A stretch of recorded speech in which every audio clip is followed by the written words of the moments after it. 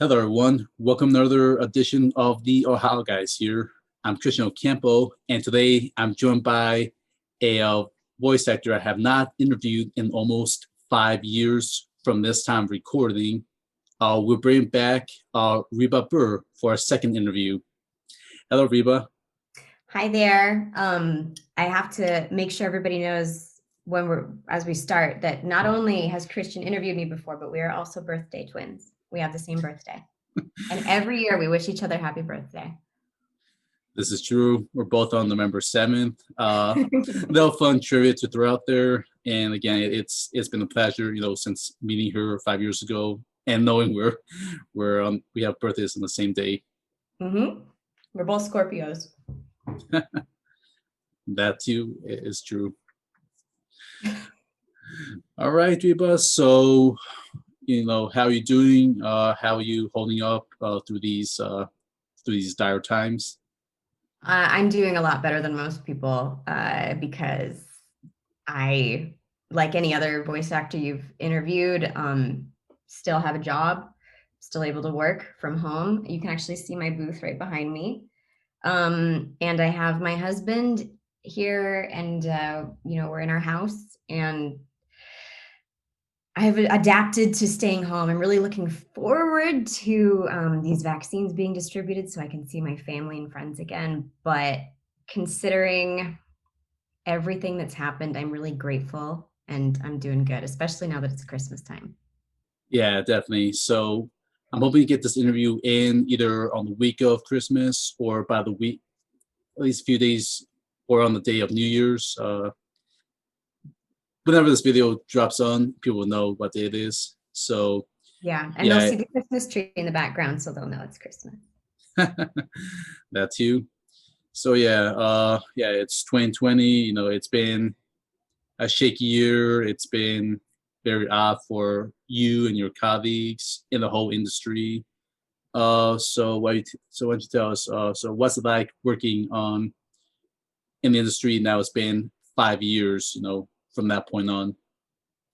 Yeah, when you interviewed me, I was very much toward the beginning of my career, and I can't even remember exactly where I was in terms of what I'd done, but it was I was still at the point where I definitely needed a second job, and I definitely couldn't count on getting work every week or even every month. And since then, I have gained more and more clients because, when you live in LA and you're working in voiceover, it just takes time for everybody to know who you are. And so now I am full time VO.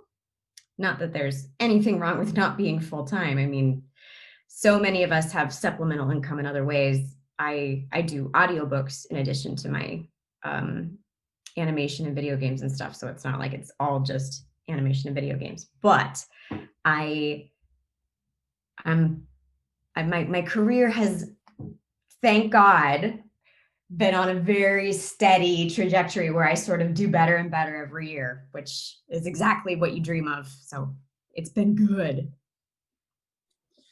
No, you said best. 2015 was the year that we got the first interview. That was before you were known for the stuff you are now. That's when Macedonia was kind of like that pinnacle point that kind of got you started on the path. Knights of Sidonia was my very first anime role ever. Yeah. Okay. So that puts me back. So Knights of Sidonia was like, I have a very small part, but because it was such a well-received show, that it was still like a credit that I could throw out and people would be like, oh yeah, okay. Um, and I've done so much more anime since then. Definitely you have. It's great that from 2015 now 2020, you've accumulated so many new titles under your belt from different streaming services or stuff that's either been on Toonami.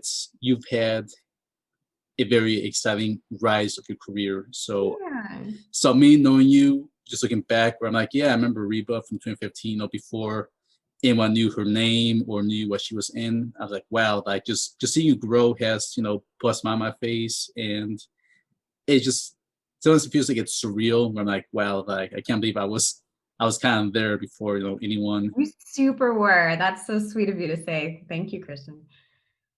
No, you're welcome. And I hope this path of yours will continue to go forward, as we get deeper into the 20s. Now we get into 2021. And who knows, what's gonna look like another 5 years from now on. Yes. Hopefully 2021, we don't have to stay at home the whole year. But I think maybe people like me, at least, who are not high risk, I don't know when I'm going to get that vaccine and be able to go back to work. It might not be till summertime. Yeah, probably so. I give it a few more months. We're still in the early stages for For sure. anything to be confirmed. All right, so let's hop into some questions of some of the stuff you've worked on. Jumping from 2016 till 2020. Why don't we start off? One of the big shows that really got people's attentions, that turned some heads. What was it like working on Sword Art Online, Gale Online? Yeah, that was the most exciting one to be cast in for sure. When I was on my honeymoon and I was in Africa of all places for 2 weeks, and Bang Zoom was like, we want to give you the lead in this Sword Art Online spinoff. Can you start now? And I was like, I'm in Africa. And luckily, they waited for me, which was great. But I couldn't believe my luck. I thought, Sword Art Online, that's like the biggest show ever. It's always on Toonami. And I'm playing two parts, really. Because I was playing Karen in the real world and Len in the video game world. What a huge role. Oh my God, I'm going to be in the studio so much. And it was a slog to work on because not only did we have to record all day, every day, but the boys who do anime are all going to roll their eyes, but I'm not used to yelling a lot. Like, I usually play girls who just, have, hi, I'm just a girl who wants to, have a boyfriend or whatever. I never have to play, da, da, da. And Gun Gale's nonstop action. So my voice was pretty thrashed at the end of all of those sessions. And I was like, the next anime I do, I'm going to play a yoga teacher or something because I am sick of screaming. I was really hoping the show would be on Toonami, and it was not. I think because guns is just not you can't glorify guns like that in this day and age. And I think at that time we were dealing with a lot of mass shooting issues. So it was kind of a question if we were going to get on Toonami. And then in the end, it was a no, which was a disappointment to me. Because I think the show could have done some pretty amazing stuff if it had made it on there. But it was where I met Allegra Clark, which was really nice. She became a good friend. And Faye Mata. I really loved working with both of them. I think they're both so clever, such great actresses. So it was nice to be alongside them for the ride. Yeah, that show, just the name itself, really was a big name, from the first season, then the second season. So it really had that fan base built, and for you to jump into that, open so many doors. Your name, people got to know you, got to hear what your voice would sound like, and I think people really, enjoyed your performance. Oh, And good. It did have that built-in audience from Sword Art Online, but the tone is so different. Just because you love SAO doesn't mean you're going to love GGO, and vice versa. I mean, it's a lot grungier, it's a lot more raw. So I think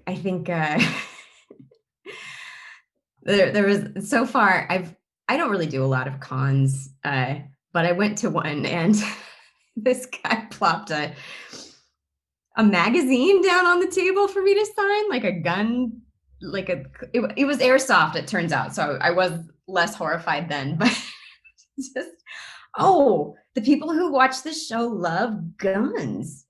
This show's all about guns, which is not really something I have a lot of expertise in. Right, right. Yeah, no, it is a different show. When they brought the gun aspect, yeah, there was a bit of that, what do you call it, the friction, kind of, because, you went from swords now to guns. So I think it just was a bit harder for fans to kind of like digest that concept. So Yeah, and I think Sword Art Online appeals to a younger audience than Gun Gale could ever appeal to as it is now. And also they have all the love story in there, and GGO has a tiny smattering of it at like the last episode of the whole thing. So they're very different. You're getting very different things from them. all right, so another show you got to work on, and it's one of my personal favorites. What was it like working on Violet Evergarden?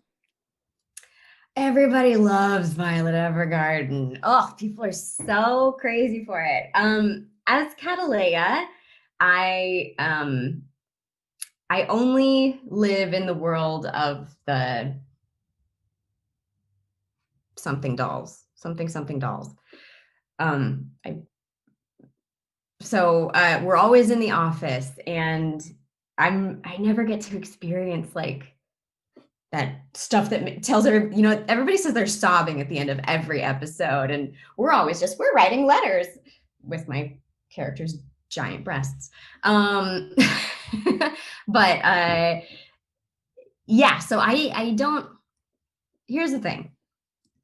I don't watch a lot of the shows I work on. I see as much of the show as I'm in it, but I don't go back and rewatch it to see what I didn't see. So I haven't seen a lot of Violet Evergarden, except for when she's at the Auto something dolls place.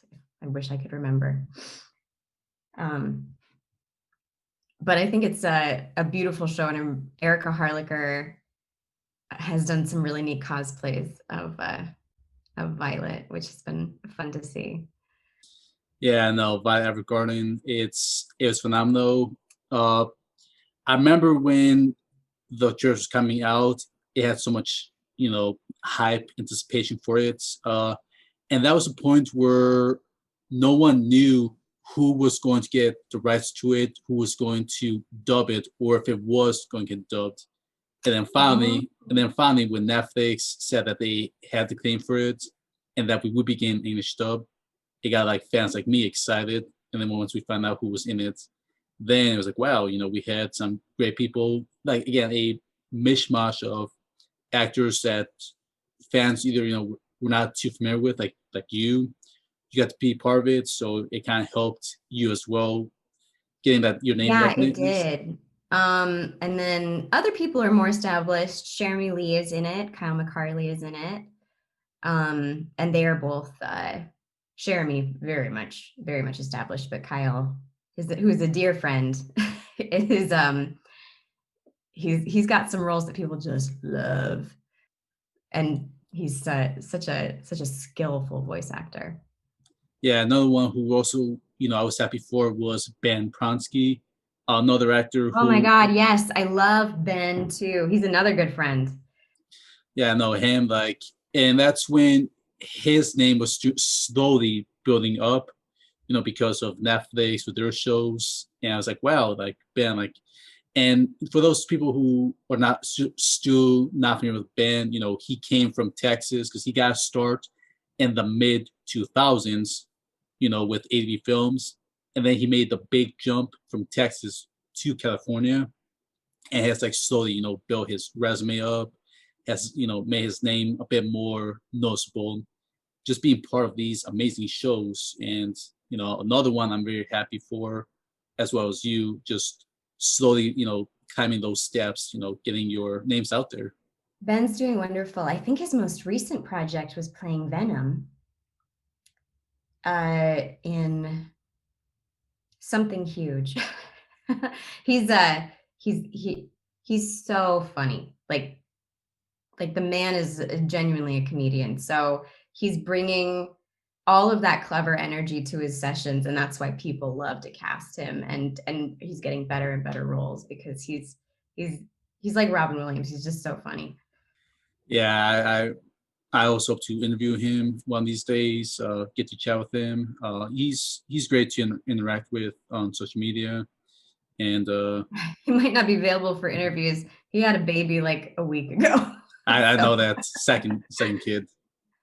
So whenever he gets the time, I have some good questions for him. So yeah, hopefully fans of Ben will appreciate that one too in the future. So yeah, at Evergarden, I'll get my DVD sets. I only have a poster that I don't think I've shown you, but I'll post it to you on social media. I think you like the way it looks once you see it. It's a gorgeous poster I got from Japan. Oh, cool.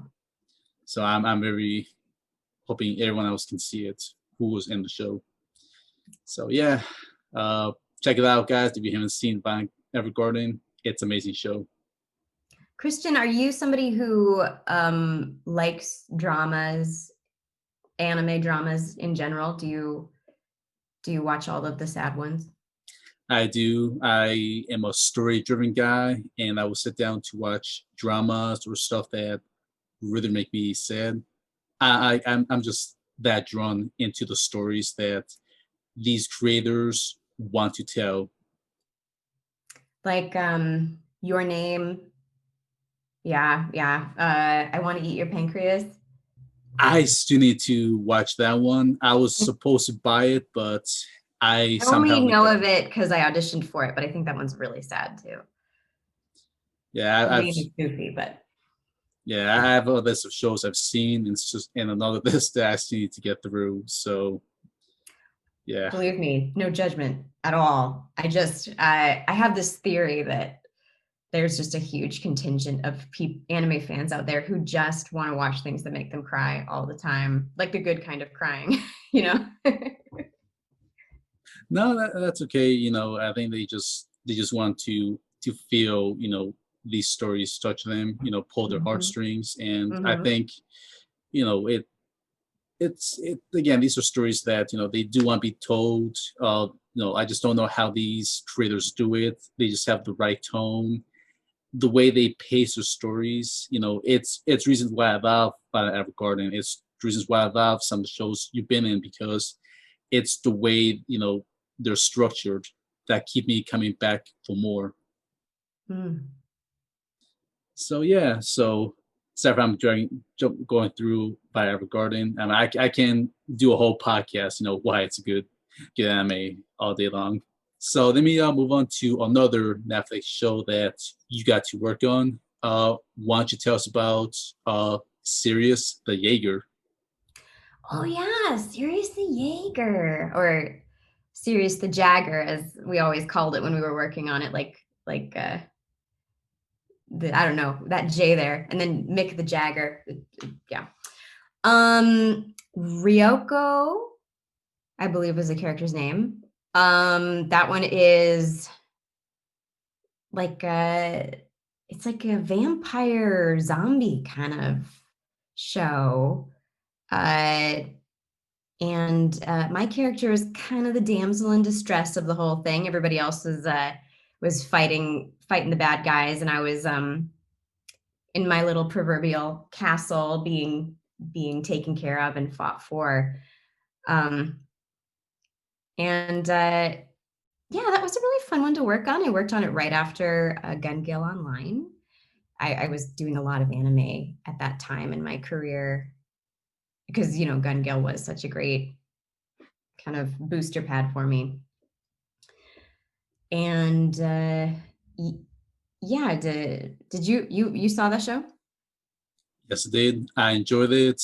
I enjoy your character. And yeah, she is a damsel in distress, but I kind of liked how she still wanted to be adventurous at times, where she still wanted to be part of the action whenever she saw the group of vampire hunters no take out Yeah, she vampires. did. I was sometimes disappointed how on the sidelines she was.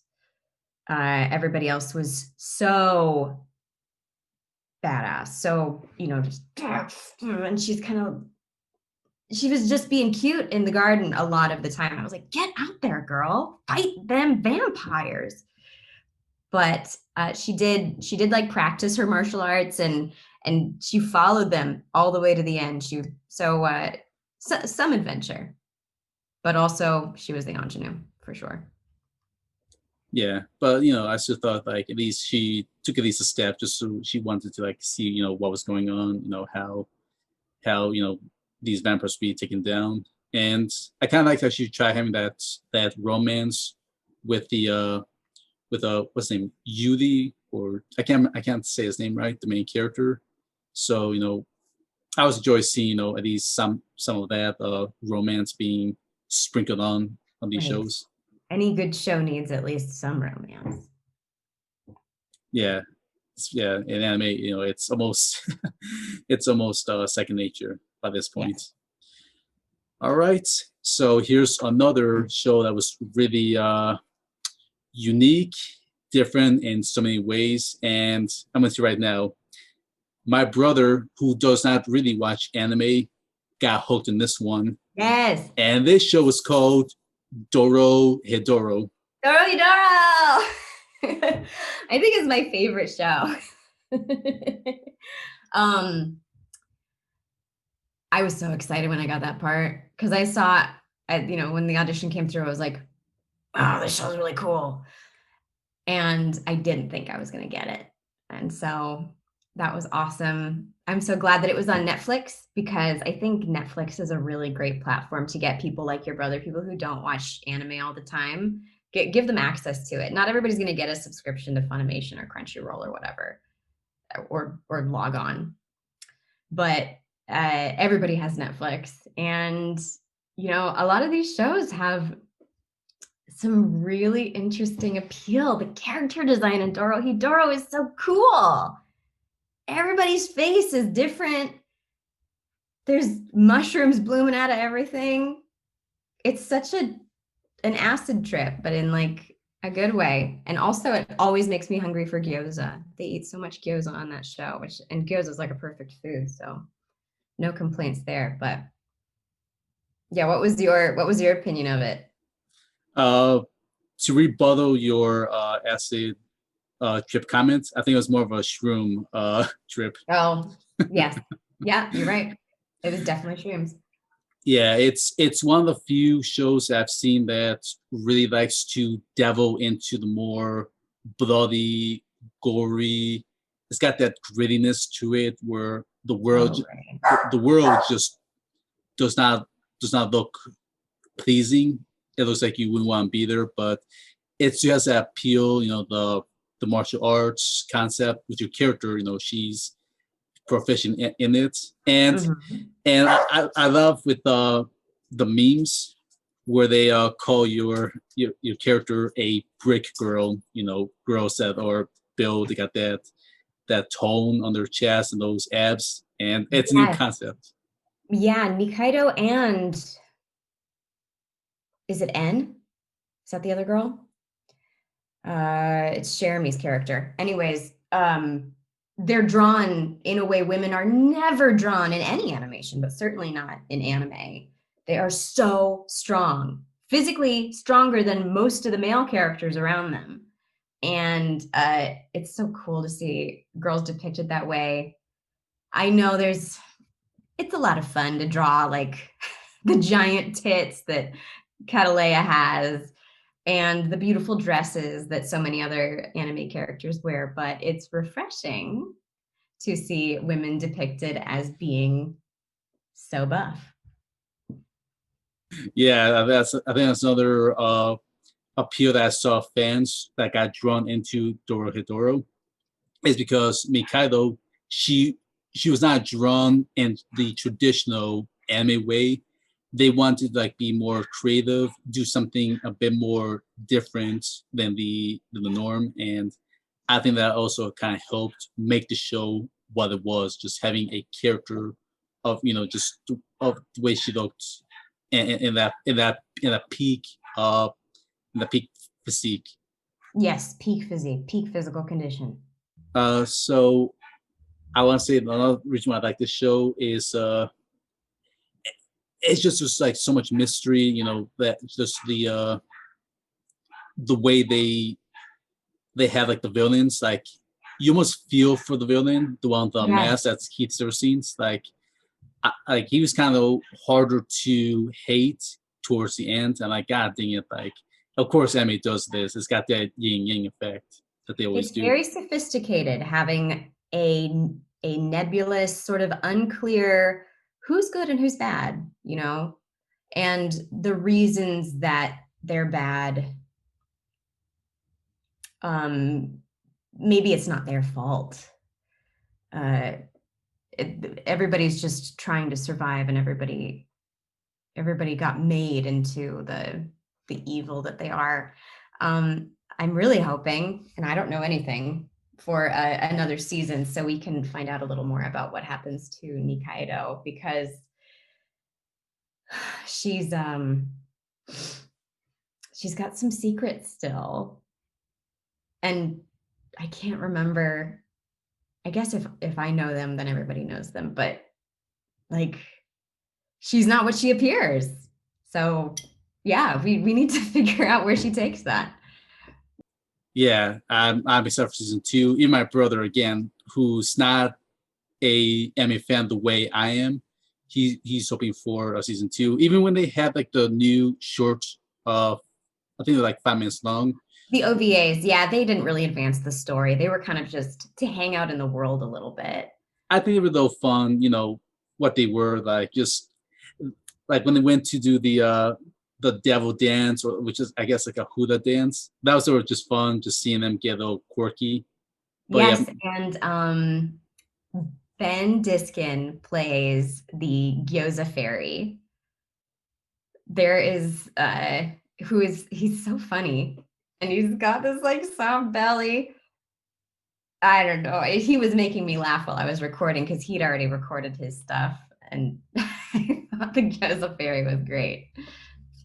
yeah, just amazing cast. I just loved how it was all put together. And again, just the OVA, it fooled my brother. He actually thought it was season two, and I looked like, because me, I know anime is like, yeah, that's got to be an OVA, brother. I mean, Yeah, OVAs are they're not story advancers usually, so I don't had get to, too excited. I had to teach him that. I had to teach him the concept of OVAs to a non-anime fan. Yeah, I just learned in this last year too. I think I did my first OVAs ever on Ascendance of a Bookworm, and that's when I learned what an OVA was. I didn't know. We learn one way or the other. That's Mhm. how we learn. All right, so going to the Crunchyroll aspect, why don't you tell us this another show you got to work on? What was it like working on The Eighth Son? Are you kidding me? Son, are you kidding me? Another Ben Diskin vehicle.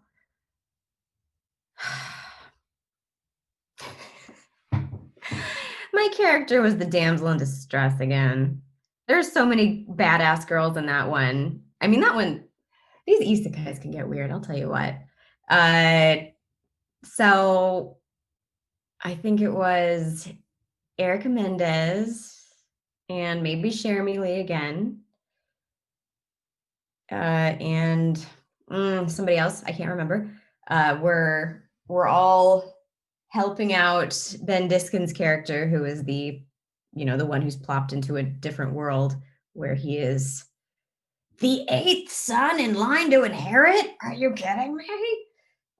Although that doesn't seem to be a very big problem because he ends up being quite prosperous. But I am the girl that he falls in love with, who, she's magical, but she's also super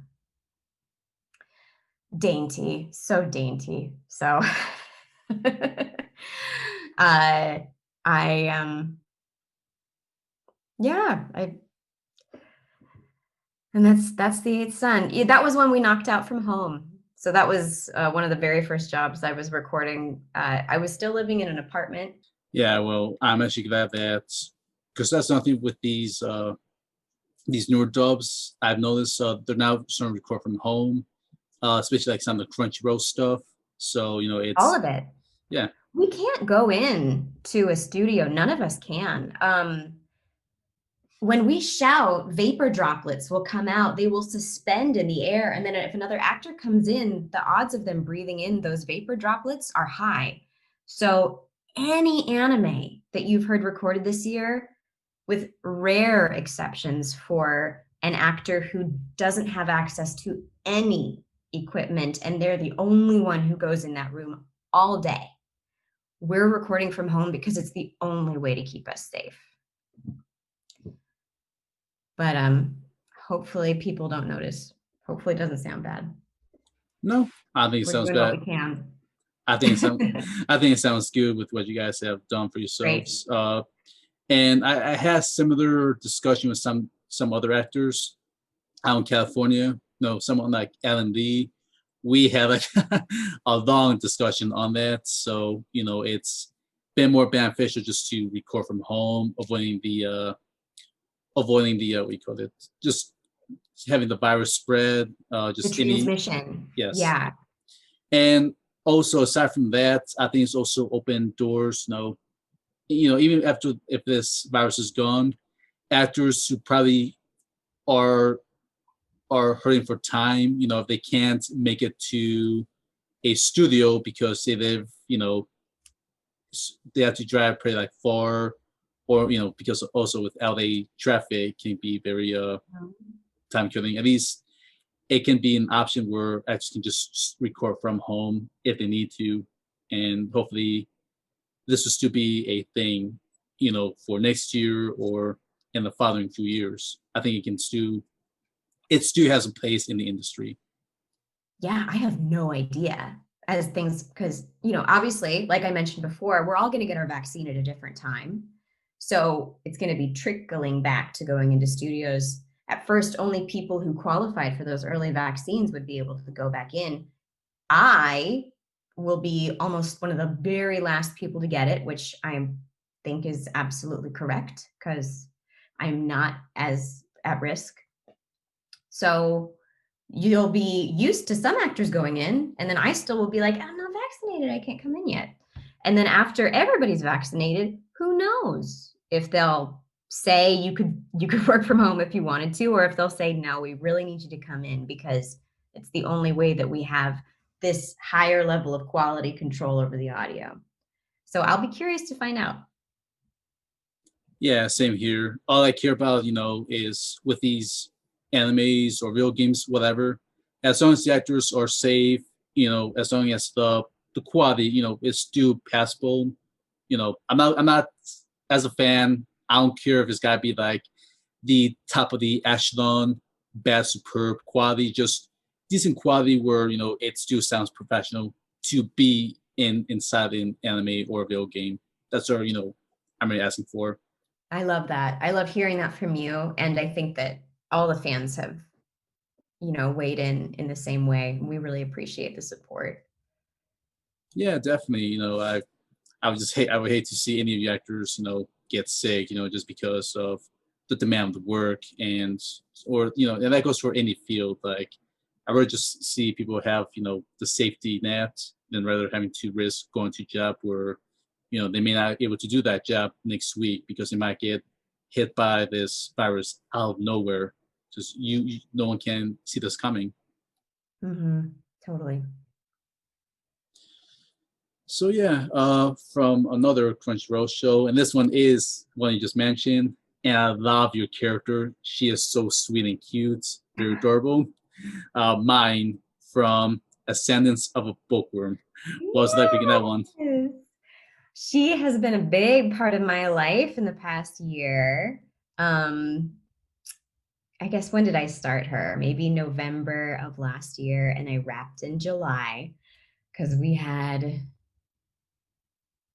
2 seasons plus OVAs, and that show is a show about mine. So once again, a lot of time in the studio or in the home booth after coronavirus started. Um, she is so cute. It's so fun. It's fun to play a 5-year-old girl, but she's not really 5 in her mind. But um, I learned a lot about making paper too. I I was watching YouTube videos as I was recording, like, let's learn a little bit more about all these methods she's trying to make paper. Um, and like I've told you, I'm kind of an anime rube. I'm learning as I go. So I learned what an OVA was on that show. I learned what an isekai was on that show. I learned what a chibi was on that show. I like chibi. I like chibi mine the best. Um, yeah, I learned a lot. And my co-star is Jeannie Torado, who is another girlfriend of mine. Uh, we've done a lot of shows together, but we also hang out sometimes too. I love Jeannie. She's Lutz, the little boy Lutz. Yeah, I don't know. Anything you want to know specifically about it, or is that good enough? No, that you said well. Again, I just, as you said, I'm also learning from the show as well. Just learning how she makes certain things from her past life and out into this isekai world that she's in. Just trying to, at least have some that semblance of familiarity, but at the same time trying to, make the life around her more pleasant for her family and her friends and her coworkers. And I enjoy that. Like I enjoy that aspect, just building, one thing after another.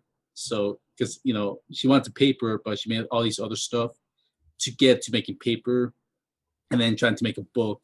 So it, again, it's just so cute just watching again this 5-year-old try to make this all done with a big smile on her face, and it just there's something about that smile that just like pulls the heartstring. It's like you She's so just get. cute. I love what she's drawn. It's really cute. I love the voice you did for her. I think it just did so well. Like I don't know how I just can't describe your voice. Like it's just so distinguishable. Like it's just a voice that I really haven't heard. Makes it makes it even more unique.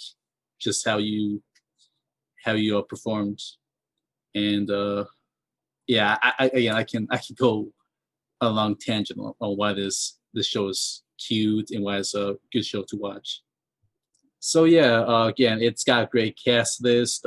You're slowly getting like more main roles, more main leads. Slowly but surely. Jean Tirado, you mentioned her. She was great to have. 2.5 years ago when I had an interview with her, and that was before she moved from Texas to California. And Yes, I met Jeannie on Gun Gale. She had just moved. She was doing so well out in Texas, and she is taking LA by storm. yeah, I'm happy for her. Just all these, how fast she's gained all these new titles, these new roles. Like it's gonna be a hard time trying to pick what show to ask her for a second interview with her. So I'm so not gonna have fun with that. But She works a lot. She's I'm gonna say workaholic, but I don't mean it in a bad way. I just can't think of a different word for it. I'm lazier. yeah, no, I think is good word workaholic.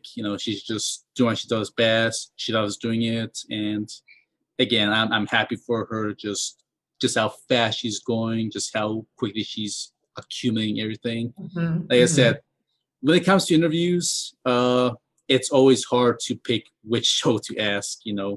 For interviews. Like even doing the second interview, it was even just looking at this and like, God dang it, like what am I going to include? What am I not going to include? that's the challenge for me every time I do these. So yeah, again, I love the show. Everyone did a great job. This cast list has really just been a unique one. Just everyone has had that certain voice, tone that just makes the show what it is, just something special. Yeah, there are some unique voices on it. I'd say, let's see now, Xander Mobus as Benno. He's got a crazy voice. His voice is just so round and low, and uh, that was the first time I ever worked with him. Now I know him much better. But I remember when I first heard him on the show when I was working on it, I was like, who is that? He's got a crazy voice. Now that man has range. Like I don't know how he does it. I've seen some of his work, and I'm to the point where like if I will know it's him only if I look it up, and I'm like, wow, Oh, I don't know he you can do can't that voice. recognize. Yeah, Yeah, that's good. That means they're good. no, it is. Everyone would say that. So props to him. If I do an interview with him, I'm still not gonna have fun with that question list again. Another one who's done so much. Mm-hmm. I don't even know. I know I'm gonna get bashed by his fans for not including something. So Do you because get bashed by people? not really, no. It's in a fun way, Okay, No, okay. not that way, but hell, I even kick myself, in the ass because I'm like, wow, like I can't believe I couldn't squeeze this question in. But like, all right, I'll put in a second interview when we get to that bridge or cross that bridge. Mm-hmm. So yeah, a sense of a bookworm. I just have nothing but good things to say about it. And another show I encourage people to watch, even for newer fans, try and get into it. It's a sweet show. It's very wholesome. You know, it's it's very friendly, very family friendly. So people can watch it, with their family members. So I highly, encourage everyone to check it out.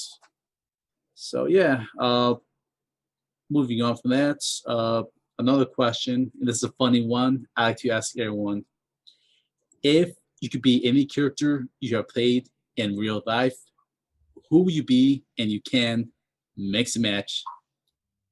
Tough one, huh?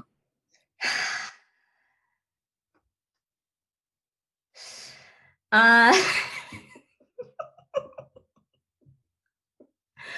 okay. So I did a show called Brand New Animal, and I had a very small part. She was just in one episode. Or no, not Brand New Animal. Brand New Animal is the other one. What's it? I have to like look at my own credits because That's okay. fine. She's a chicken. It's the one with the wolf and the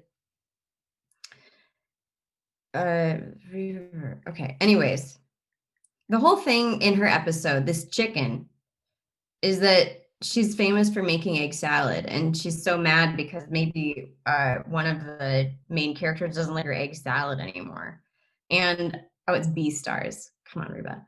I love egg salad, so I kind of am that chicken. um, but let's see.